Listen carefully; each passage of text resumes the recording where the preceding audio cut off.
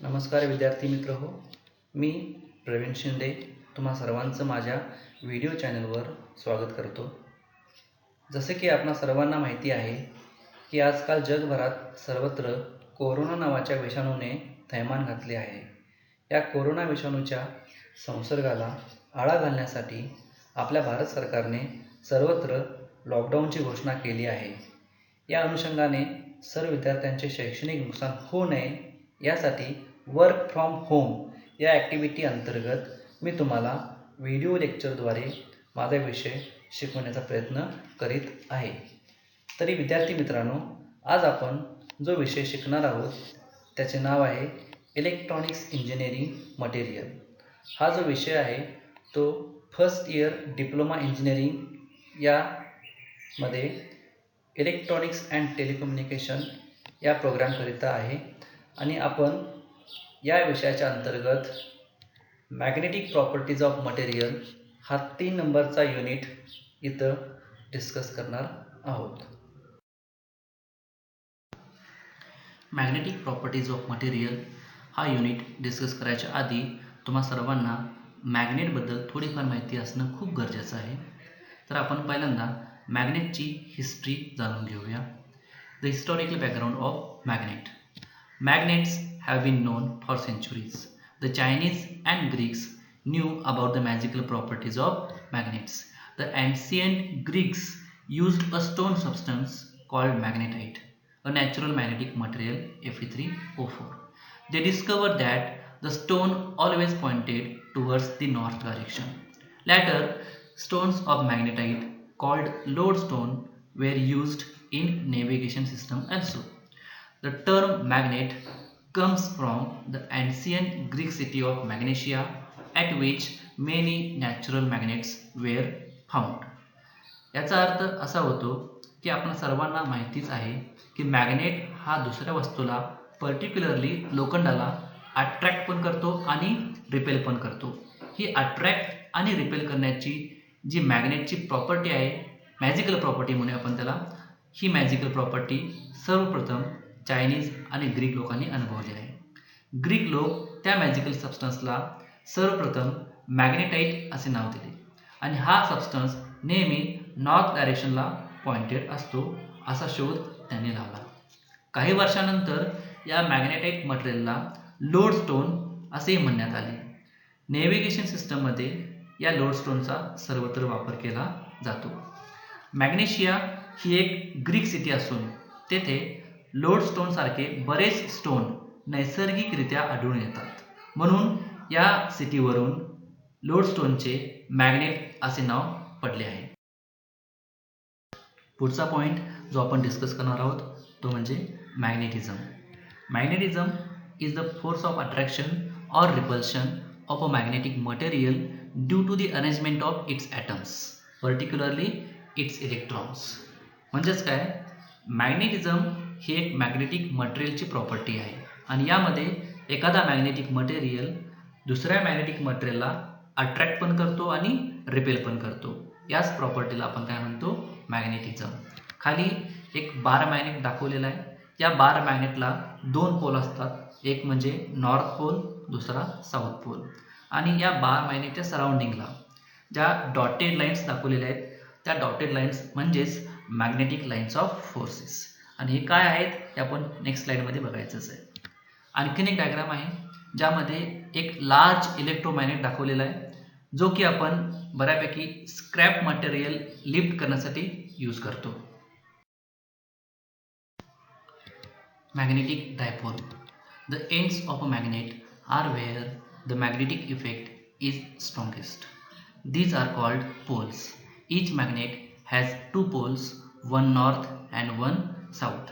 म्हणजेच एखाद्या बार मॅग्नेटला 2 पोल असतात, एक नॉर्थ पोल आणि एक साऊथ पोल. आणि या बार मॅग्नेटच्या पोलला सर्वात जास्त मॅग्नेटिक इफेक्ट आपल्याला दिसून येतो.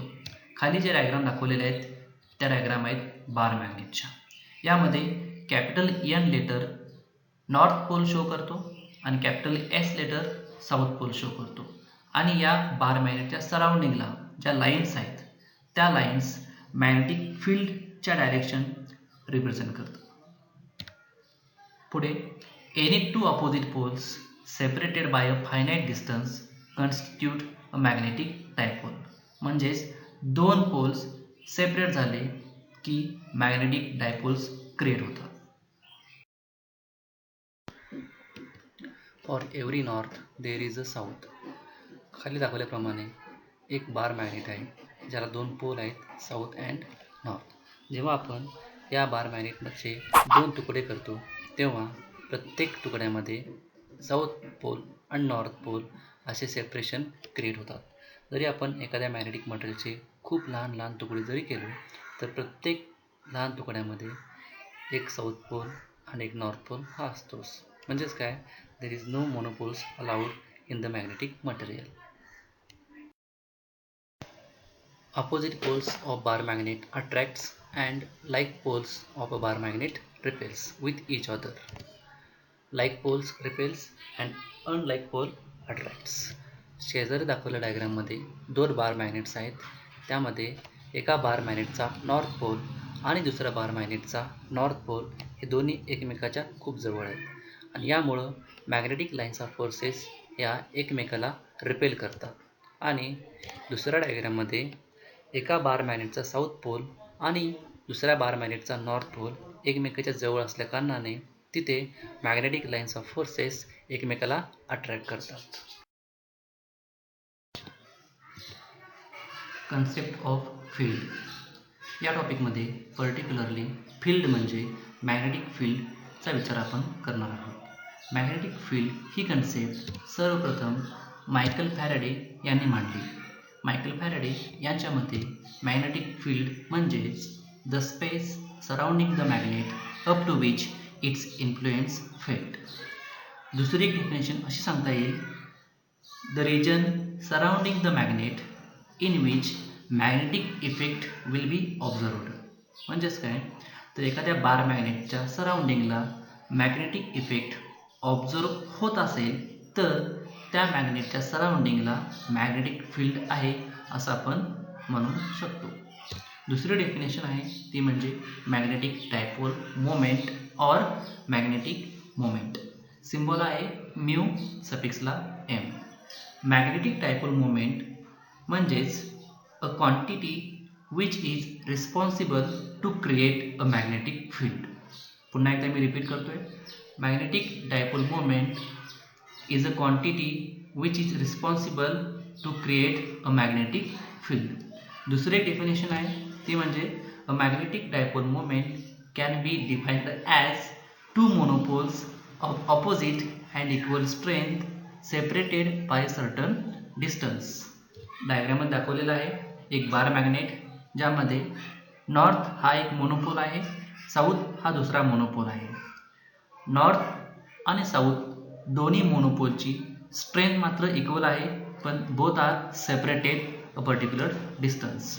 आणि तेव्हाच तिथे मॅग्नेटिक डायपोल मोमेंट क्रिएट होतं आणि ज्याच्यामुळे त्या मॅग्नेटच्या सराउंडिंगला मॅग्नेटिक फील्ड ऑब्झर्व होते. बार मॅग्नेटच्या सराउंडिंगला ज्या लाईन्स ड्रॉ केलेल्या आहेत त्या लाईन्सलाच आपण मॅग्नेटिक फील्ड लाईन्स किंवा मॅग्नेटिक लाईन्स ऑफ फोर्सेस असेही म्हणतो. याची डेफिनेशन आपण नेक्स्ट स्लाइडमध्ये पाहणार आहोत.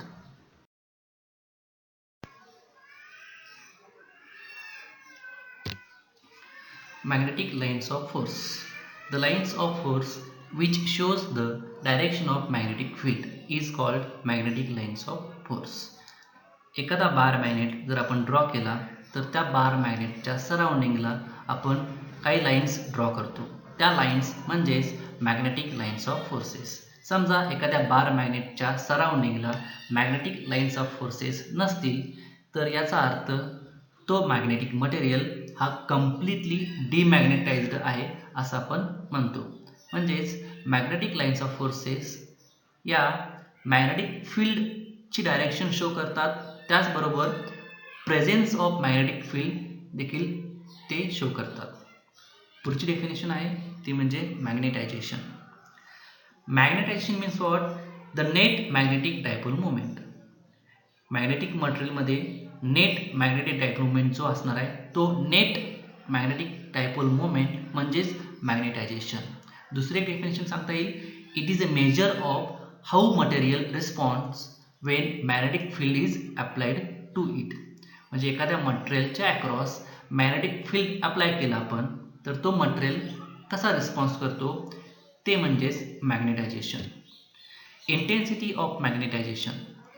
When a material is magnetized, it develops a net magnetic moment. The magnetic moment per unit volume is called intensity of magnetization. The unit of intensity of magnetization is ampere per meter. एखादा material magnetise होतो म्हणजे नेमकं काय होतं तर तो material आपण external magnetic फील्डमध्ये ठेवतो. जेव्हा तो मटेरियल एक्सटर्नल मॅग्नेटिक फील्डच्या इन्फ्लुएन्समध्ये येतो तेव्हा तो टोटली मॅग्नेटाइज होतो आणि तेव्हा the net magnetic moment create होतं and that total magnetic moment per unit volume means intensity of magnetization. Permeability symbol आहे mu. It is the measure of the ability of a material to support the formation of a magnetic field within itself. म्हणजेच एखादा मटेरियलमध्ये magnetic field form करायची असेल तर तो material कसा support करतो त्याची ॲबिलिटी क्षमता म्हणजेच परमिएबिलिटी. यामध्ये mu R symbol represents the relative permeability of the medium and mu naught symbol represents the permeability of free space. Permeability of free space ची value 4 pi into 10 raised to minus 7 Henry per meter. The next definition is magnetic susceptibility. Symbol आहे psi. Magnetic susceptibility symbol आहे psi. Susceptibility means possibility to getting something. Susceptibility means possibility to getting something.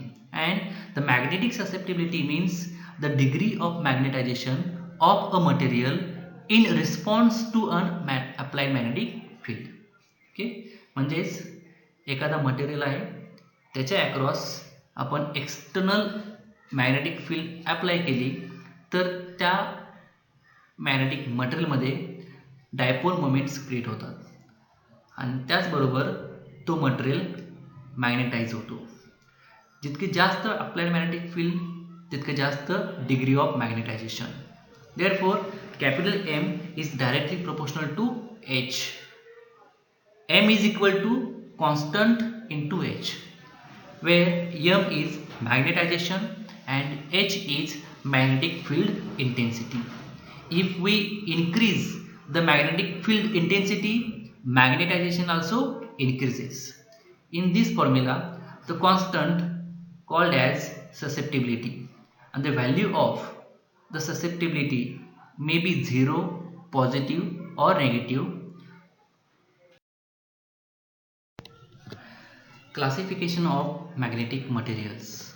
The magnetic materials are classified into 5 groups depending on their response to the magnetic field. The first group of the magnetic material is called diamagnetic material.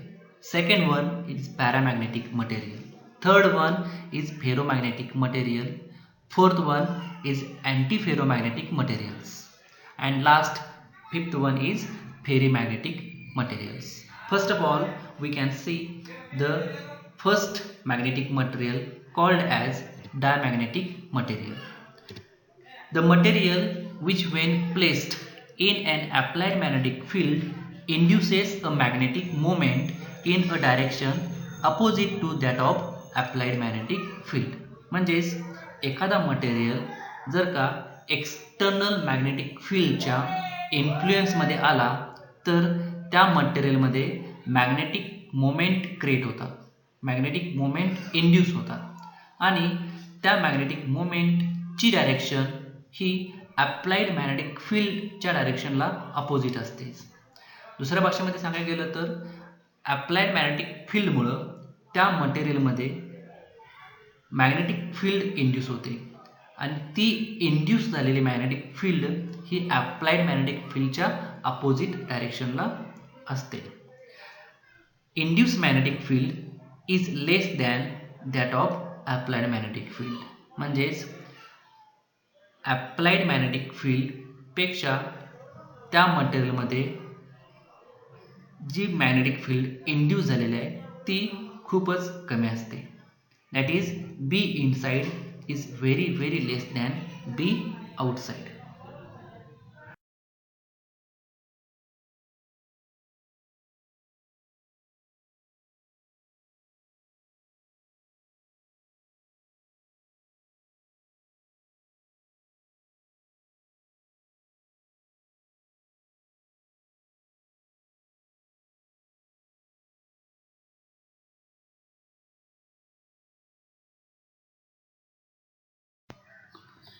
Paramagnetic material. The material which when placed in an applied magnetic field induces a magnetic moment in the direction of applied magnetic field. The induced magnetic field is greater than that of applied magnetic field. That is B inside is greater than B outside. म्हणजेच एखादा material जर external magnetic फील्डच्या इन्फ्लुएन्समध्ये आला तर त्या मटेरियलच्या आतमध्ये magnetic moments create होतात आणि ज्यामुळे त्या मटेरियलमध्ये एक्स्ट्रा मॅग्नेटिक फील्ड इंड्यूस होते आणि ही इंड्यूस झालेली मॅग्नेटिक फील्ड आहे ती एक्सटर्नल मॅग्नेटिक फील्डपेक्षा जास्त असते. For example aluminium, sodium, platinum, manganese, oxygen etc. are the examples of paramagnetic material. Third one, ferromagnetic material. The material which when placed in an applied magnetic field induces a strong magnetic moment in the direction of applied magnetic field.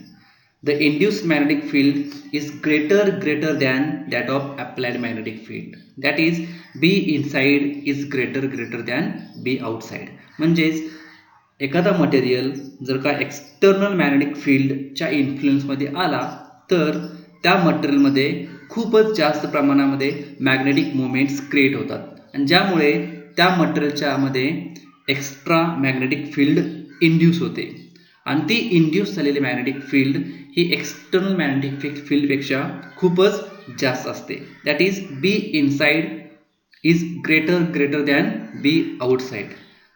Iron, nickel, cobalt are the examples of ferromagnetic material. The following diagram shows the different behavior of material when we placed that material in an external magnetic field. The first diagram, small a, for a normal material.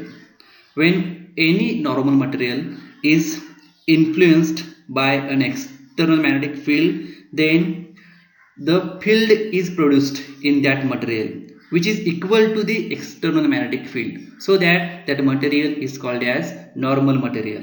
In that normal material, magnetic field inside is equal to magnetic field outside. But in second diagram, B material called as diamagnetic material. In diamagnetic material, when a material is coming in the influence of external magnetic field, then a magnetic field is induced in that material, but that induced magnetic field is opposes the external magnetic field. That's why external magnetic field lines are repels and such material is called as diamagnetic material. Third one, small c, paramagnetic material. When such type of material comes in the influence of external magnetic field, then the extra magnetic field is induced in that material and that material attract the external magnetic field, so that the induced magnetic field in that material is greater than the outside magnetic field.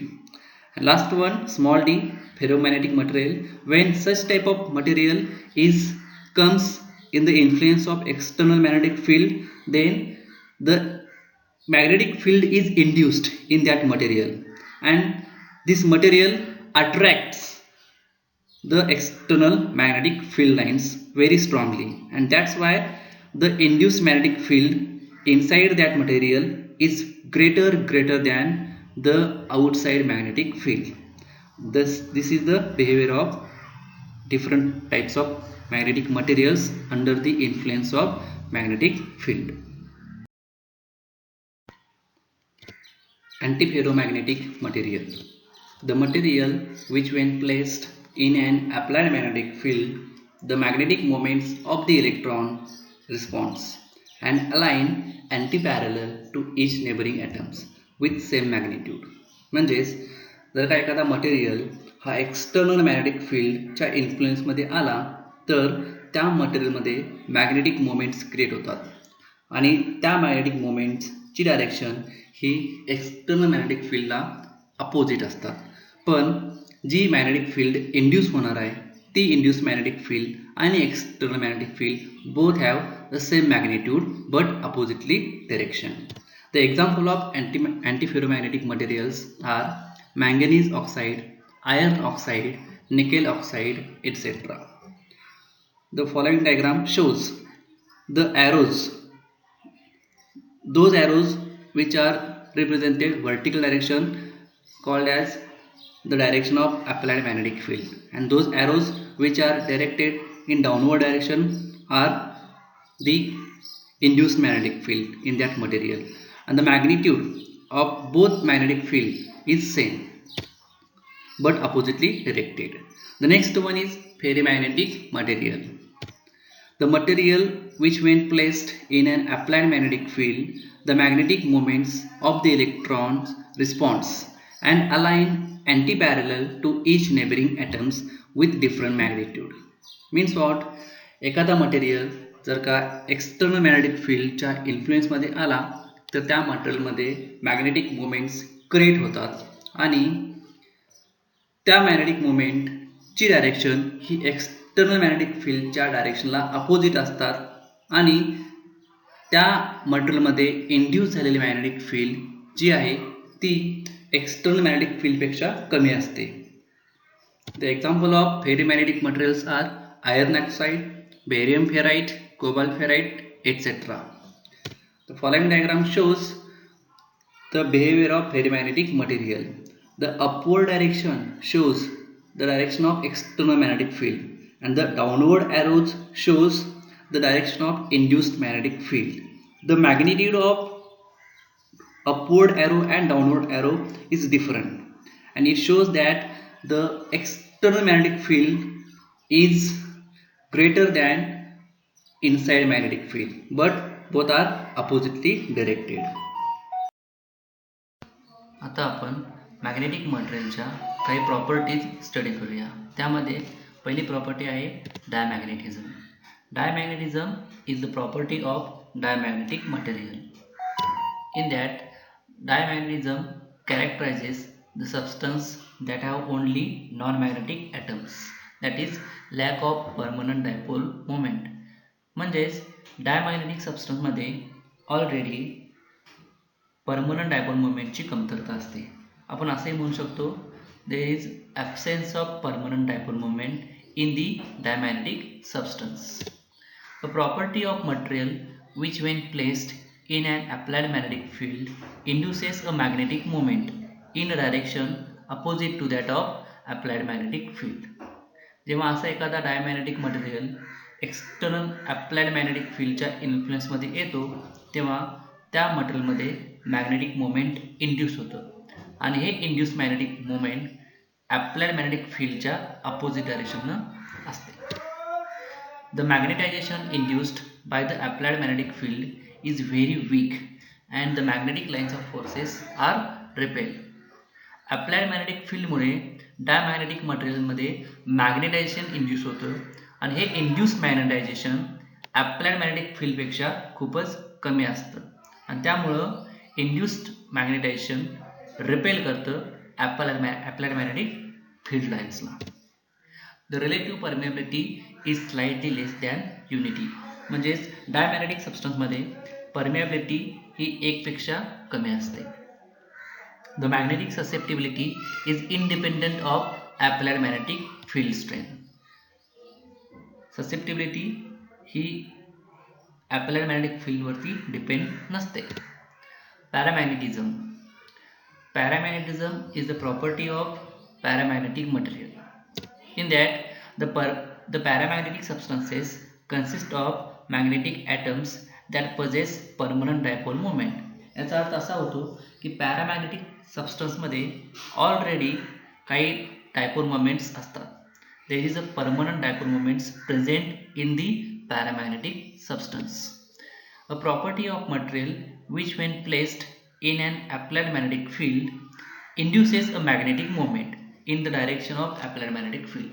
जेव्हा असा paramagnetic material जर आपण applied magnetic फील्डच्या इन्फ्लुएन्समध्ये आणतो तेव्हा त्या paramagnetic मटेरियलमध्ये magnetic moment induce होतं आणि हे induced magnetic moment applied magnetic फील्डला पॅरलल असतं. त्या दोघांची डायरेक्शन सेम असते.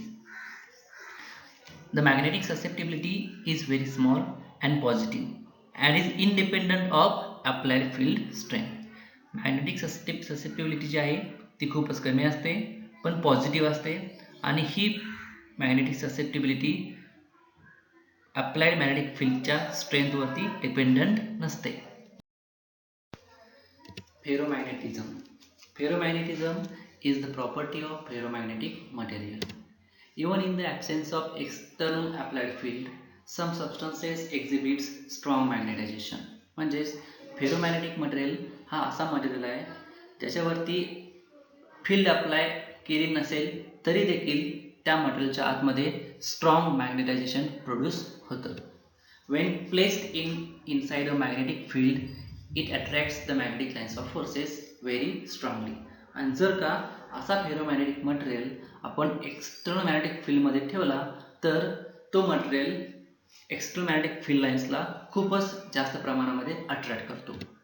अ property of material which when placed in an applied magnetic field induces a strong magnetic moment in the direction of applied magnetic field.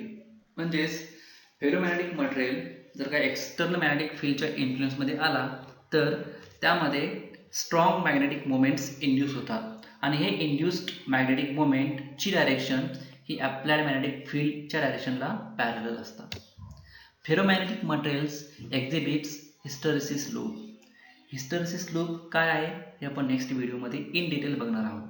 आतापर्यंत आपण लक्ष द्या फक्त की ferromagnetic material exhibits hysteresis loop. They consist of number of small regions which are called domains. Ferromagnetic मटेरियलमध्ये काही reasons separate केलेले आहेत आणि प्रत्येक रिजनला आपण डोमेन असं म्हणायचं आहे आणि हे डोमेन्स काय आहेत हे आपण इन डिटेल पुढे बघायचं आहे. So what is mean by ferromagnetic domain. This theory was proposed by Weiss in 1907. It explained the hysteresis and the properties of ferromagnetic materials. A ferromagnetic material is divided into a large number of small regions called domain. म्हणजे domain theory ही पहिल्यांदा veg या सायंटिस्टनी propose केलेली आहे in 1907 आणि यामध्ये ferromagnetic मटेरियलचं behaviour कसं असतं हे एक्सप्लेन करण्याचा प्रयत्न केलेला आहे.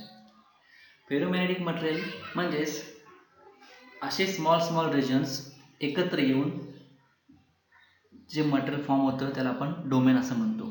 खाली दाखवलेल्या डायग्राममध्ये एक फेरोमॅग्नेटिक मटेरियल आहे ज्यामध्ये काही रिजन्स आपण सेपरेट केलेले आहेत. प्रत्येक रिजनमध्ये ॲरो दाखवलेला आहे बघा. तर त्या ॲरोमध्ये ते ॲरो काय रिप्रेझेंट करतात? The direction of dipole moment. The direction of magnetic dipole moment. साईडला जी डायग्राम दाखवलेली आहे ती म्हणजेच फेरोमॅग्नेटिक डोमेन. यामध्ये काही रिजन्स दाखवलेले आहेत आणि या प्रत्येक रिजनला आपण डोमेन असे म्हणतो. Each domain is spontaneously magnetized. म्हणजे प्रत्येक डोमेन हा इंडिव्हिज्युअली मॅग्नेटाइज झालेला असतो.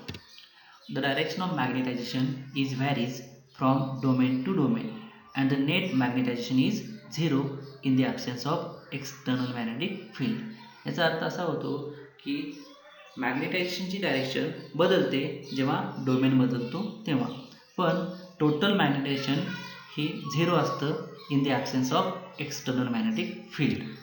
The two domains separated by a domain wall. दोन डोमेन जे आहेत ते सेपरेट होतात ज्या वॉलनी, त्या वॉलला आपण काय म्हणणार आहोत? Domain wall. When the magnetic field is applied to the ferromagnetic material the magnetization produced by the two ways. जेव्हा आपण एक्सटर्नल मॅग्नेटिक फील्ड फेरोमॅग्नेटिक मटेरियलवरती अप्लाय करतो तेव्हा त्या मटेरियलमध्ये मॅग्नेटायझेशन ऑकर होतं आणि हे मॅग्नेटायझेशन दोन प्रकारे होऊ शकतं. First, by the motion of domain wall. Means what? The weak magnetic field is applied. The domains having dipoles parallel to the applied magnetic field increases in area by the motion of domain walls. म्हणजेच जेव्हा आपण weak magnetic field एखाद्या ferromagnetic मटेरियलवरती apply करतो तेव्हा त्या domain वॉलचा area हा increase होतो, म्हणजेच डोमेन वॉल शिफ्ट होतो, म्हणजेच डोमेन वॉलचं मोशन होतं आणि because of the movement of the domain wall magnetisation occurs. दुसरा वे आहे तो म्हणजे by the rotation of domains. In that if the strong magnetic field is applied the domains are rotated parallel to the field direction. म्हणजेच जेव्हा आपण strong magnetic field एखाद्या ferromagnetic मटेरियलवरती apply करतो तेव्हा तिथे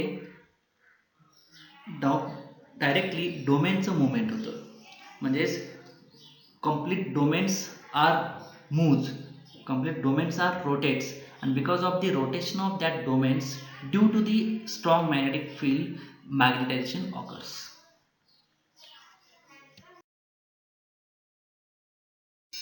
आज आपण इथेच थांबतो.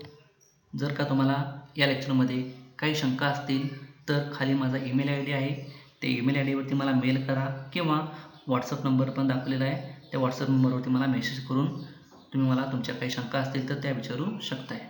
थँक्यू.